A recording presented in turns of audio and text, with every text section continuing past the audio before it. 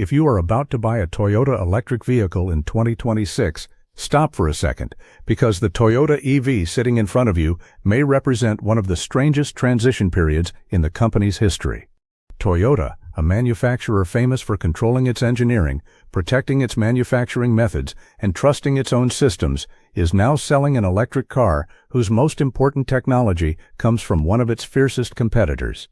Under the Toyota badge of the BZ3 sits BYD battery technology and a BYD electric motor. At first glance, that sounds like Toyota fell behind, panicked, and borrowed technology from the company moving faster than it could.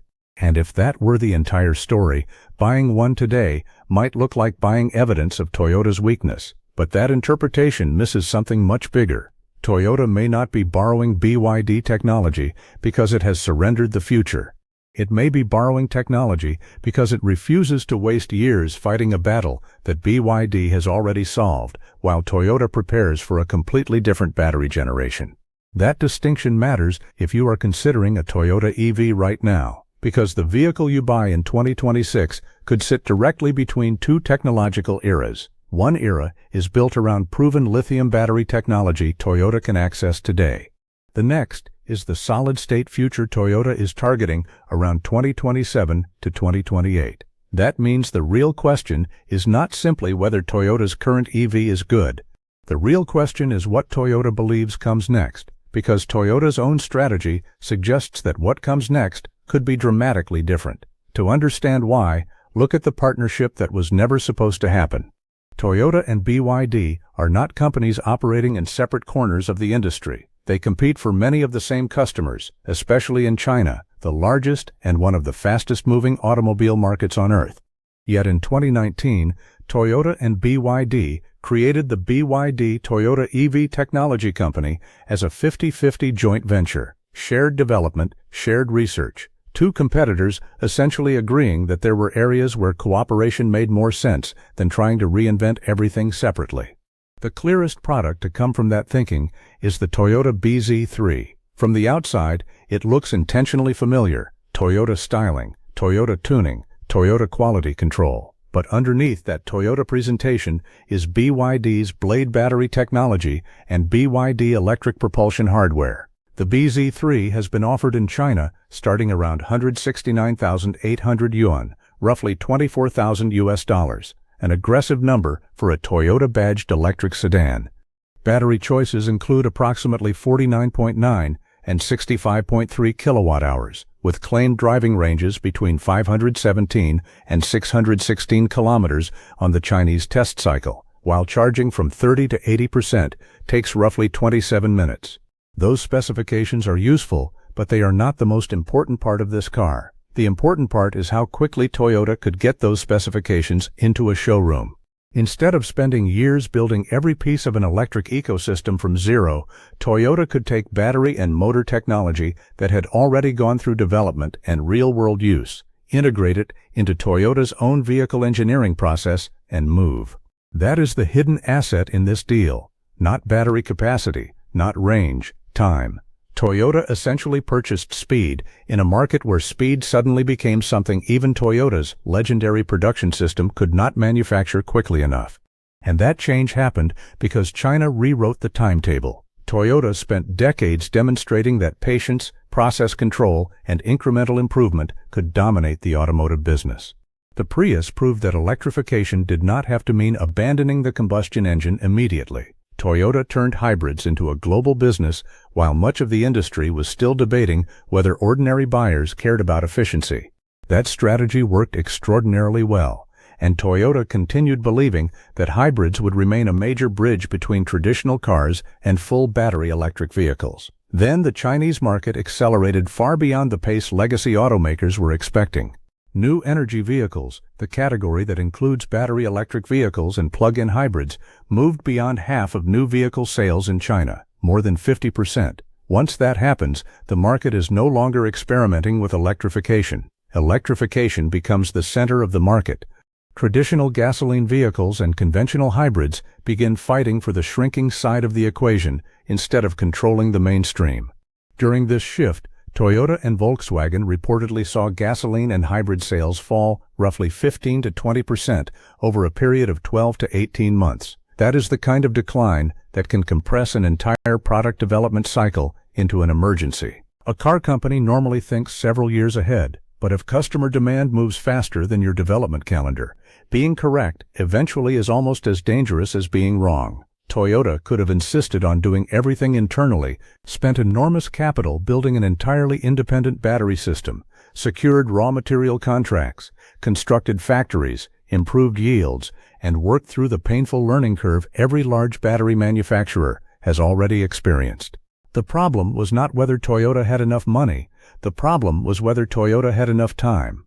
Every additional year spent building the perfect internal answer would give Chinese competitors another year to release vehicles, reduce costs, gather data, improve software, and strengthen customer loyalty. So Toyota made a decision that looks almost un-Toyota-like until you understand the economics of an electric vehicle. The battery can represent roughly 30 to 40% of total production cost. Get the battery wrong, and the rest of the vehicle can be engineered brilliantly while the business case still collapses. Batteries require materials, manufacturing expertise, scale, chemistry knowledge, safety validation, and an enormous supply network. Toyota therefore had a choice: rebuild those capabilities from scratch while competitors kept moving, or work with someone who already controlled them. That someone was BYD. And this is where Toyota's decision stops looking like surrender and starts looking much more calculated. BYD began in 1995 as a battery manufacturer, not an automobile company. Cars came later. That history matters because batteries are not simply another component that BYD purchases from a supplier and installs into a vehicle. Battery production sits close to the center of the company's identity. BYD controls much of that process internally, giving it the cost advantages and development speed associated with vertical integration. Toyota was not merely buying a battery from another automaker. It was gaining access to technology from a company whose battery expertise existed before its automotive empire did. The Blade Battery is especially interesting because it attacks several electric vehicle problems at once. Many high-performance electric cars have traditionally used NMC chemistry, meaning nickel, manganese, and cobalt. NMC offers strong energy density, but the chemistry uses expensive materials and requires careful thermal management. BYD built its Blade Battery around lithium iron phosphate, or LFP, chemistry. LFP sacrifices some energy density advantages, but it uses less expensive materials, avoids nickel and cobalt, offers long cycle life, and is known for greater thermal stability. BYD then attacked one of LFP's traditional weaknesses through packaging. Instead of placing cells into conventional modules and then installing those modules inside a larger pack, the Blade design uses long, thin cells arranged directly in the pack structure. Think of removing boxes from inside larger boxes. Every layer you eliminate can create more room for the thing you actually need. BYD has said this packaging approach can improve volumetric utilization substantially compared with more conventional LFP layouts. That allows cheaper, stable chemistry to become more competitive without relying entirely on expensive, high-energy density materials. The durability numbers explain why Toyota would pay attention. BYD has promoted the Blade Battery as capable of more than 3,000 charging cycles, representing potentially more than 1.2 million kilometers of driving under its stated assumptions. LFP cells can also cost materially less than comparable nickel-heavy alternatives, with estimates often placing the production advantage around 20 to 30% depending on the comparison. For Toyota, cost alone would be interesting. Safety makes the proposition much more aligned with Toyota's brand. BYD famously demonstrated the Blade Battery with a nail penetration test, where a charged cell is physically punctured. The company contrasted its LFP blade cell with more volatile chemistry, showing that the Blade Battery remained dramatically cooler and avoided the violent thermal event seen in the comparison cell. For a company that sells reliability as much as it sells transportation, that matters. Toyota cannot afford to place its badge on technology that undermines the trust accumulated over decades. BYD offered Toyota something rare: speed, cost control, established production, and a safety story strong enough for Toyota engineers to take seriously. But if you are shopping for a Toyota EV in 2026, this is where the story becomes more complicated, because Toyota does not appear to view today's battery technology as the destination. It looks more like a bridge. While Toyota uses existing technology to compete in the immediate market, the company has been investing heavily in solid-state batteries, with commercialization targets discussed around 2027 and 2028. The ambitions attached to those batteries are enormous. Toyota has discussed future ranges beyond 1,000 kilometers and extremely rapid charging, with roughly 10-minute charging being part of the long-term target conversation. If those targets translate successfully from development into mass production, they would alter the ownership equation dramatically. Range anxiety becomes much less persuasive when a vehicle can travel distances approaching what drivers associate with combustion cars and recover substantial range during a stop that feels closer to buying coffee than waiting for a battery. Charging infrastructure still matters, pricing matters, manufacturing scale matters, real-world efficiency matters, and laboratory targets are not guaranteed showroom specifications. That skepticism is important.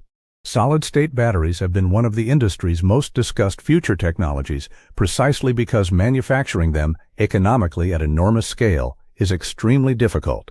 So you should not assume that every Toyota EV suddenly becomes a 1,000-kilometer, 10-minute charging machine the moment the calendar turns to 2028. But you also should not ignore what Toyota's investment strategy says about how the company views the current generation.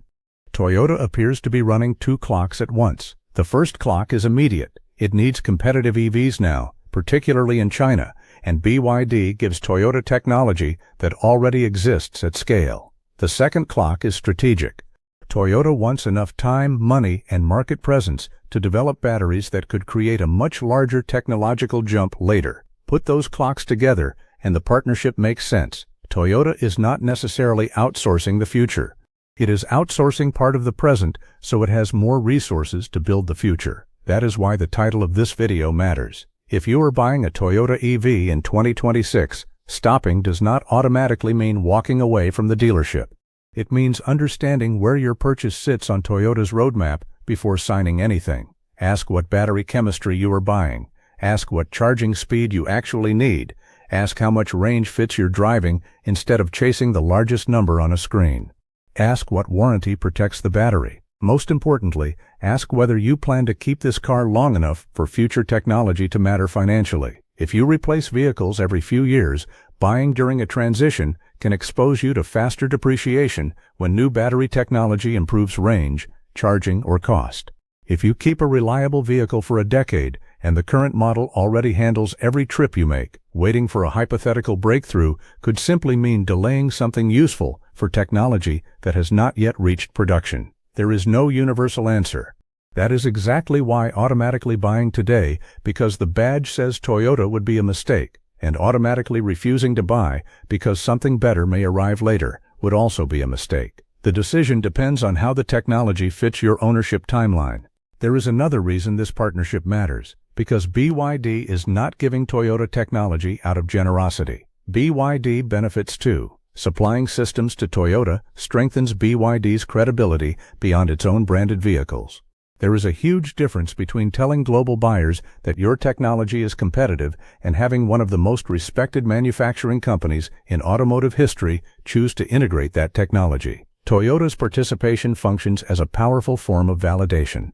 BYD also gets another way to monetize manufacturing capacity and battery expertise. Instead of earning money only when someone buys a BYD-branded car, the company can earn value from technology flowing into vehicles carrying somebody else's badge.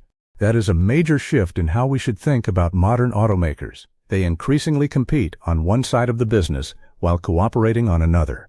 The old model imagined Ford, General Motors, Toyota, Volkswagen, BYD, and every other manufacturer protecting every technological advantage behind separate walls. The new model is messier.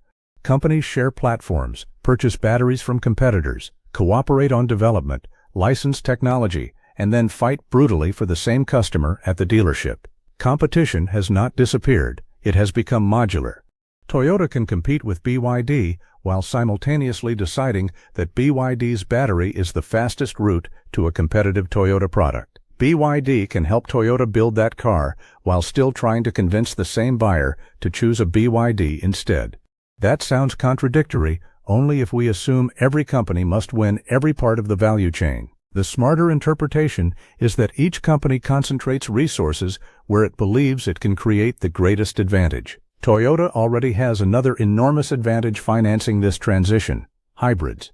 The company sells more than 3.4 million hybrid vehicles globally in a year, according to the figures discussed in this strategy, generating substantial cash while Toyota develops its electric roadmap. That hybrid engine becomes more than a product line, it becomes funding.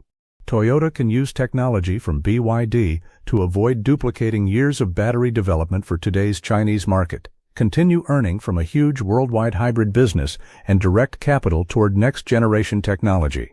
In simple terms, borrow the weapon you need for today's battle, while building the weapon you want for tomorrow's. That does not guarantee Toyota wins. BYD is not standing still. Neither are Tesla, Volkswagen, General Motors, Ford, or the growing field of Chinese EV manufacturers moving through product cycles at remarkable speed. Toyota could discover that solid-state batteries remain too expensive. Competitors could improve conventional lithium batteries so dramatically that the advantage narrows. Charging infrastructure could evolve in ways that reduce the value of extreme range. Battery prices could fall fast enough that affordability matters more than technological novelty. This is strategy, not destiny, and that uncertainty is precisely what a 2026 buyer needs to understand. You are not shopping in a mature technology category where next year's model predictably adds a slightly larger screen and a little more power. Electric vehicles are still moving through major changes in chemistry, manufacturing scale, charging architecture, software, pricing, and supply chains. A vehicle purchased now could remain perfectly useful for 15 years and still look technologically old much sooner than a traditional gasoline car purchased during a mature era. That does not make it a bad purchase. It changes what price you should be willing to pay and what expectations you should carry into ownership. And there is a wider consequence for American buyers, even if the exact Toyota and BYD partnership is centered elsewhere. When Toyota can reduce development time and cost through partnerships, that pressure eventually affects competitors globally. Automakers do not operate in isolated national bubbles anymore. Battery expertise, manufacturing methods, raw materials, software, and platforms cross borders, even when the badge on the finished car does not. If one manufacturer finds a cheaper way to build a credible EV, everyone competing against it has to respond. That response can arrive through lower prices, longer range, faster charging, better equipment, new partnerships, or technology investment. Consumers may never see the corporate agreement that caused the pressure, but they feel its consequences in the showroom. And if Toyota eventually succeeds with commercially viable solid-state batteries, the pressure becomes larger. A vehicle capable of significantly longer range and dramatically faster charging would force every competitor to answer. That is why buying decisions in 2026 should be made with more awareness than they required only a few years ago. Toyota itself is telling you, through its actions, that flexibility matters more than pride during this transition. Buyers should think the same way. Do not buy an EV because you believe Toyota can never make a bad strategic decision. Do not reject one because a BYD component somehow makes it less Toyota. Evaluate what exists today against what you actually need, what it costs, and how long you intend to own it. Then weigh that against the possibility that the market could look meaningfully different by 2027 or 2028. Go back to that strange image we started with, a Toyota sedan moving down the road with technology from one of Toyota's biggest rivals underneath it. The easy interpretation is humiliation. Toyota fell behind, BYD won, and the old giant had to surrender. The deeper interpretation is more interesting. Toyota may have decided that manufacturing every component internally is less valuable than controlling where its time and capital go. BYD gets legitimacy, revenue, and another outlet for its technology. Toyota gets a competitive electric vehicle without spending years recreating a battery ecosystem that already exists. The hybrid business keeps generating cash. Solid-state development continues in the background. That means the current Toyota EV is not necessarily the final expression of Toyota's electric strategy. It may be the temporary bridge that allows the company to reach the version it actually wants to build.